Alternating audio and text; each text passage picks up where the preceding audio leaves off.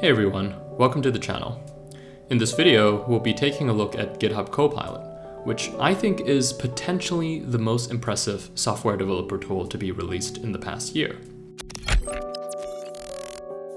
In my own experience, it has reduced the amount of time I spend on coding by around 25%. To me, that's pretty groundbreaking. We'll look at what GitHub Copilot is, how you can use it, and then see some real examples using it with Python for general programming, for data science, and even for making a game. Finally, this is a controversial tool. There's many counter arguments against using it, so we'll discuss those at the end of the video. And hopefully that will help you decide whether the tool is something you want to use or stay away from. Let's dive right in. So what is GitHub Copilot? In their own words, GitHub Copilot is an AI pair programmer.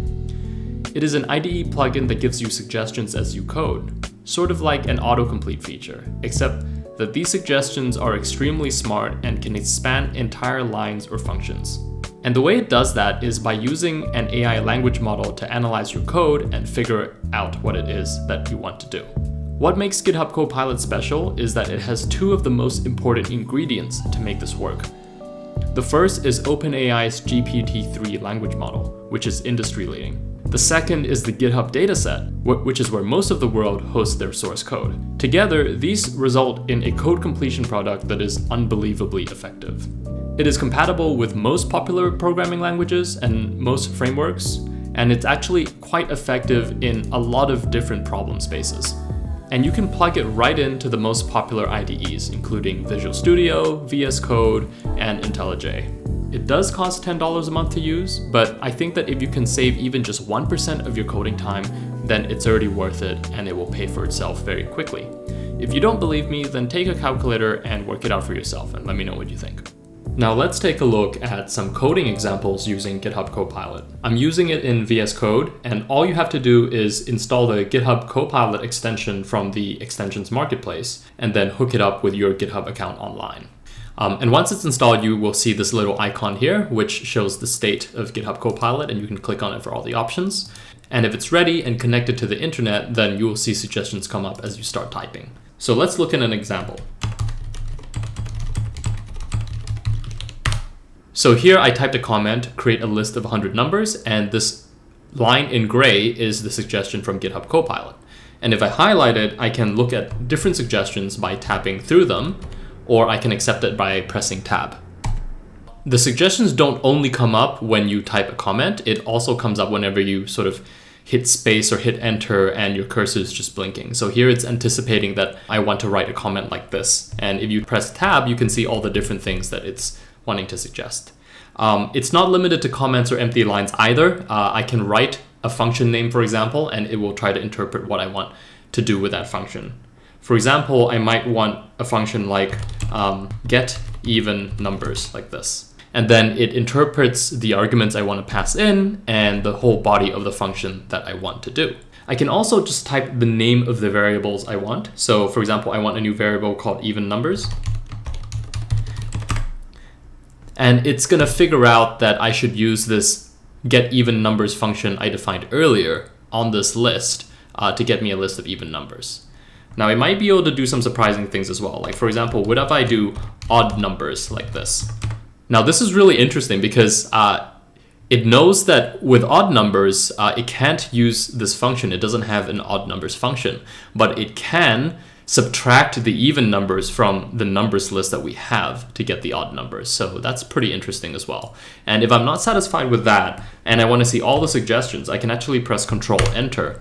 And this GitHub Copilot window will come up on the right where I can choose all the different varieties of suggestions that it can come up with. And it's actually pretty useful if we want to create class or data models as well. For example, let's say I want to create a class to represent a person. I might type class person like this. And then if I just leave it, it comes up with a name and an age for a person. What if I wanted to create a list of 10 random people?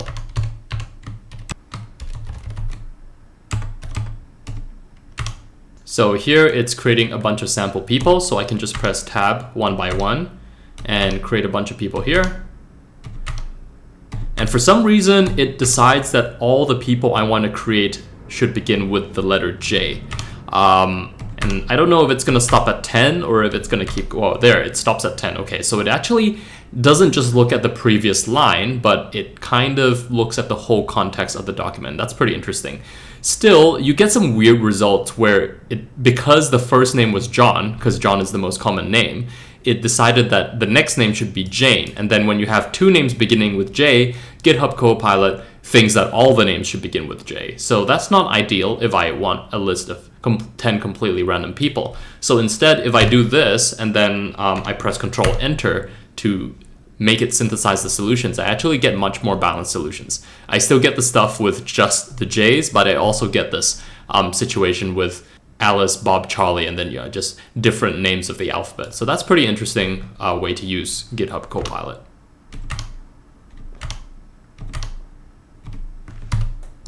So that was a quick look at using GitHub Copilot with basic Python commands. Now let's actually try to use it to create a real program. So I'm going to create a new file called leetcode.py, and I'm going to use this to solve an easy Leetcode question. So the question I've picked for this one, I just picked it randomly. It's called Roman to integer, and the problem is to convert a string, which is a Roman numeral like this one, into an integer. So this I becomes 1, V becomes 5, and a combination of them will become number 27, 12. So a program that can interpret this and do all of that stuff. So let's take a look if GitHub Copilot can actually solve this problem for us. I think it really helps at the start of the file if you write a comment, describes what the program should do.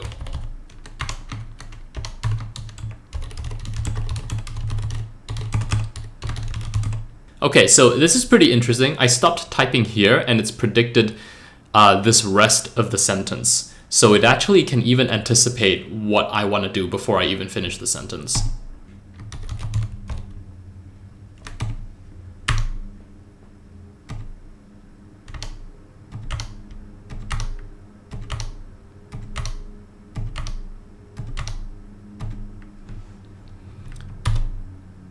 Okay, so that's pretty interesting. The first thing I typed was Roman numerals as a constant. So it's actually created a dictionary that has all the strings mapped to a Roman numeral.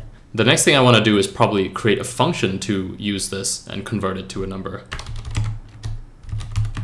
So I didn't even have to finish typing the name of the function, and it's already sort of interpreted the entire function for me. I don't know if this works yet. We can write a test for that. I have to actually when the function is kind of complex like this, I can either trust Copilot that it works, or I can test it, or I can review it and read it and make sure that it works. Now, just from eyeballing it, it might work, but it just doesn't look really good because we've got this S here, which I'm not a fan of single variable names unless it's something really clear.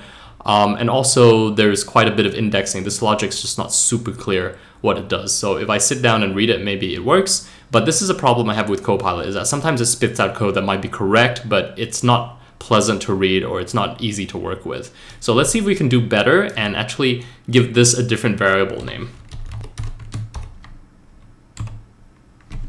And this is a little bit better already because as soon as I added the type hint, it also added the type hint to the return signature. Here it uses a little bit more verbose enumeration method. So we actually have index and numeral here. So yeah, I can actually go ahead and adjust this to fit the style that I want.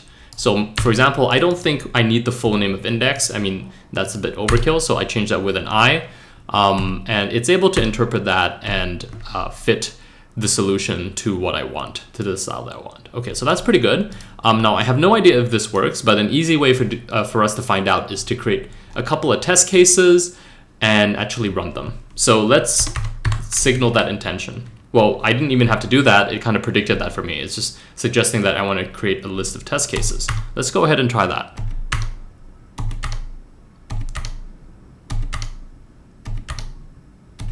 Okay, so it's created 5 test cases for me here with the Roman numeral that we're going to put in and the integer that we expect. I actually don't know if this works with case sensitivity because I don't see anything that changes it to lower or uppercase here. So that's something interesting as well. I don't know if GitHub Copilot was able to pick that up. Just something to notice, but I'm not going to change it now. I just want to actually run these test cases and see if they work. And that's pretty incredible because I didn't even have to do anything. It kind of predicted that I wanted to use the test cases and it wrote a loop to run them. And you can see that the program actually works. All the test cases return true for all 5 of them. So that's a pretty successful outcome for GitHub Copilot, using it for questions like Leetcode or writing a complete software solution. For this next example, I want to do something a little bit more complicated. A common use case for Python is financial applications and data science. So let's see if we can write a program to pull stock market data from an API and maybe do some plotting with it in a graph or on a table. So for this one, I'm actually going to use a public API called Alpha Vantage, which we can use to get financial information. It's got stock market data API and it's free to use if you sign up for it. And there is an API here called time series daily, which will give us, if we put in a stock market symbol like IBM here, for example, it's going to give us a couple of data points of the time series for that API. So let's see if we can use that. Now I've already signed up for this, so I have an API key. So I'm going to put this into my program first.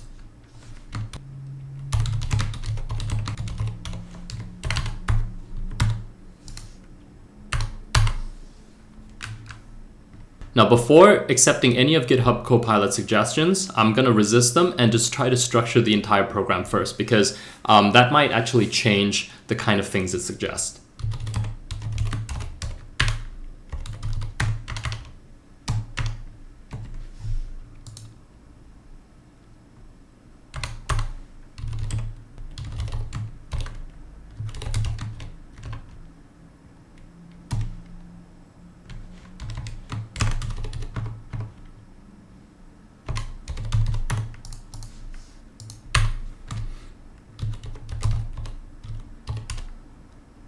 Okay, so here I have signaled which stock symbol I wanted to use. I've also signaled that I want to get the daily stock data, and I want to use a main function to do this. So let's go ahead and see if it can start suggesting me how to implement this now. So this was the first suggestion that it gave me. This is really interesting because this URL, it turns out that it actually is the URL to use with Alpha Vantage. So at some point, GitHub Copilot has seen these people use these in the source code that it was trained on, and that's kind of shown up in the suggestions here, which I find really interesting. And it's also substituted the symbol and the API key, which I've created over here. It does want to use the request library, which I haven't imported yet. So this is going to be a problem if I run the suggestion right away, but this is really easy to fix because I can just call import request. In fact, it suggests that to me here. So this will return the stock market data. That's pretty good. And maybe I could do it like this. Now, what if I want to display this in a table? Pandas is actually a really good library for doing that. So I'm going to import that first and see if GitHub Copilot knows how to use this data with the pandas library to turn it into a table.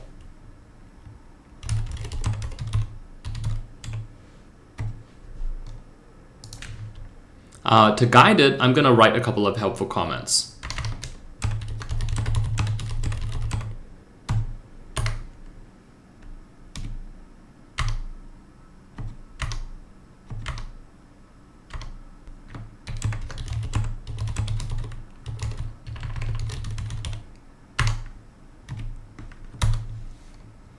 Now, I actually don't know the structure of this data. I can find out by reading the documentation, but it seems to me that GitHub Copilot already understands the structure of this data to some extent.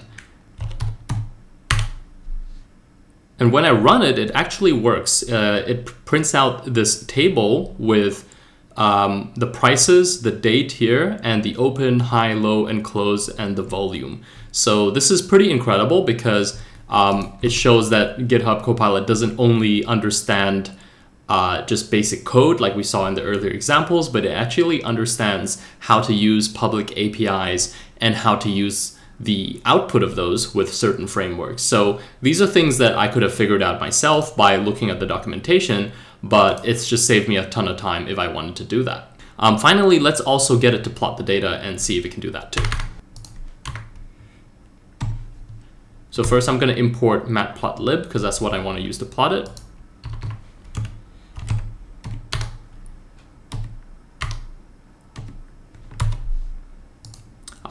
And it seems like matplotlib already has a really close integration with pandas data frames.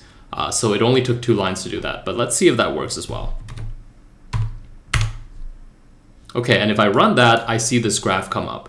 So in just a few minutes, and basically with barely any coding knowledge at all, I've done a little bit of data science here, pulling stock price from the internet, using a free API, and also plotting it on a graph. So you can imagine how far you could get if you just sat down for an hour and used this to write a finance program.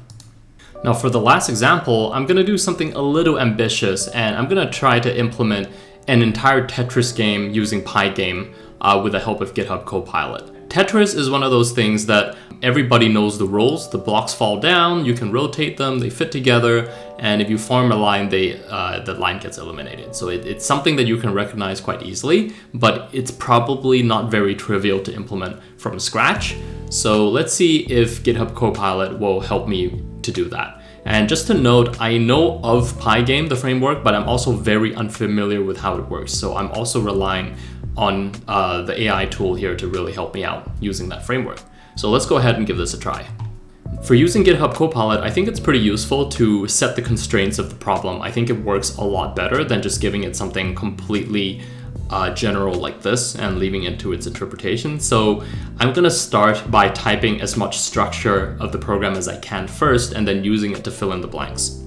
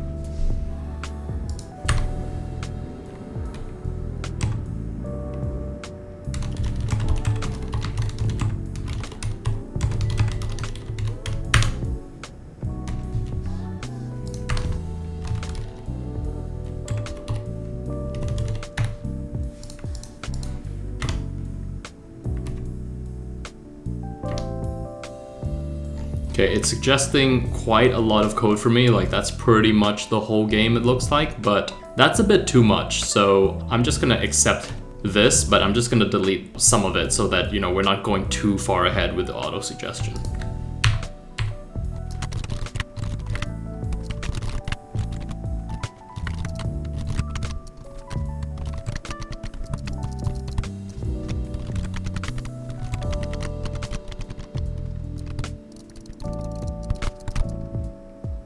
Okay, so here I've created, with the help of GitHub Copilot, all the shapes of the blocks, and I made them in a square grid because I'm gonna wanna rotate them later, so I think this will help me to do that.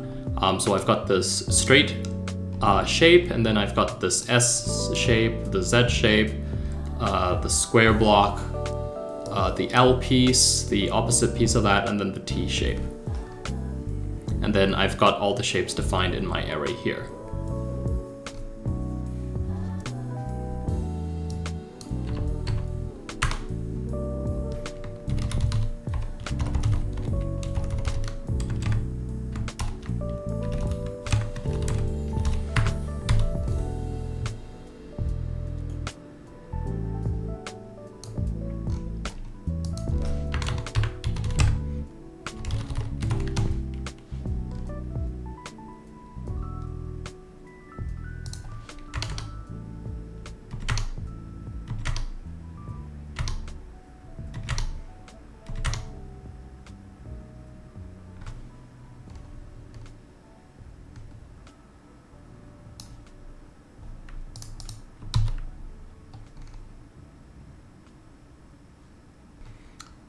Okay, so GitHub Copilot just auto-completed a large chunk of code here, which looks correct to me.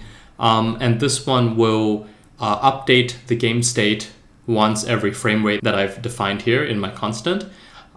It will check if I want to quit the game, and also fill in the screen based on my empty block color and blocks that are fixed in place. So we can't really see this yet because we don't have anything moving the blocks or creating the blocks. So let's do that next.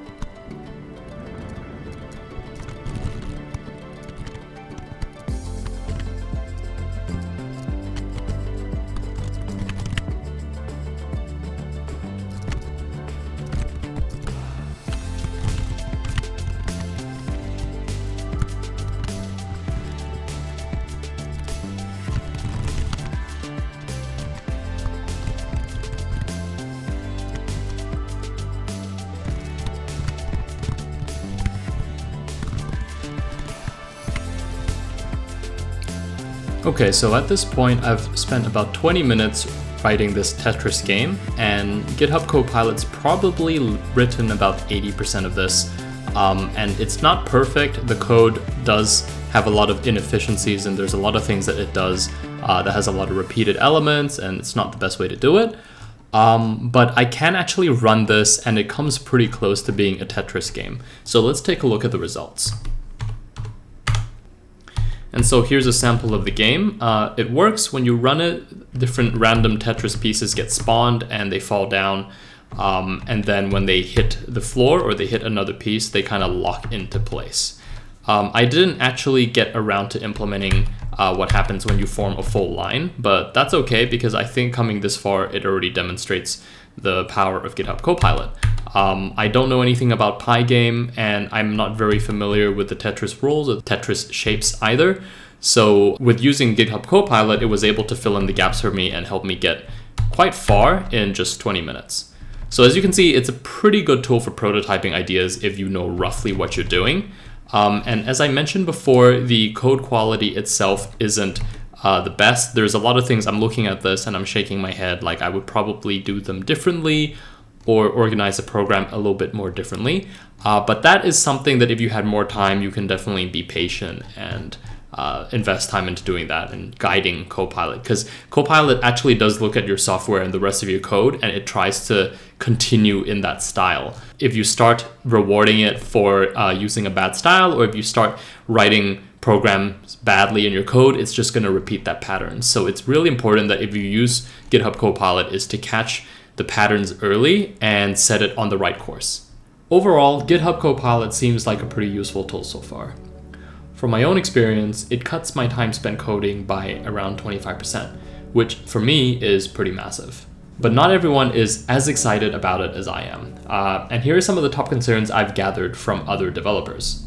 First of all, it costs $10 each month, which I think isn't so bad, and it's probably the least worrying of the concerns.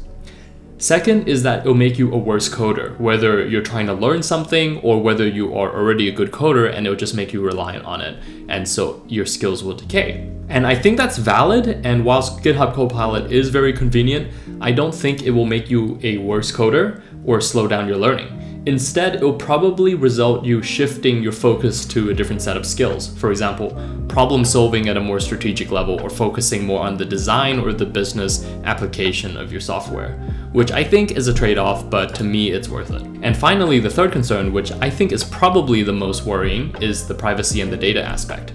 Because GitHub is owned by Microsoft, and using Copilot means that it has access to your code so that it can make the suggestions. Now, this kind of implies that Microsoft will have access to your code, and I think that if your company or whatever work you're doing can't be trusted with Microsoft, if you can't trust that data with Microsoft, then GitHub Copilot probably isn't a fit. And that's probably true if you are a developer at most high-profile companies or at government institutes.